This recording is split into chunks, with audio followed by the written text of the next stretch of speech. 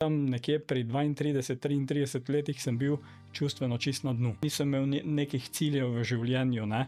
In potem mi je moja najstarejša sestra Milena prinesla eno knjigo. Jaz pa nisem maral knjig, ne. Jaz sem se vse naučil, ne, bež s temi knjigami nekam, ne. In ona mene vseeno tisto knjigo pusti in v bistvu kamorkoli sem pogledal, je bila ta knjiga.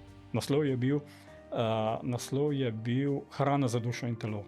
Ampak ta knjiga mi je bila povsod, ne, in potem točno vem, en petek popoldan vzamem to knjigo v roke in začnem listati in na koncu dodatek Esenska poslanica miru, dr. France Sussman, in jaz začnem to brati in v bistvu jaz ne znam pojasniti, kaj se je zgodilo. Se mi je odprla neka, ne vem, knjiga življenja, v glavnem v mojem umu so začele se dogajati informacije o življenju, o povezanosti, o delovanju človeškega uma, v bistvu tiste skrajne resnice o življenju, o enosti, ne, o vpetosti človeka v naravo, o globoki povezanosti vsega.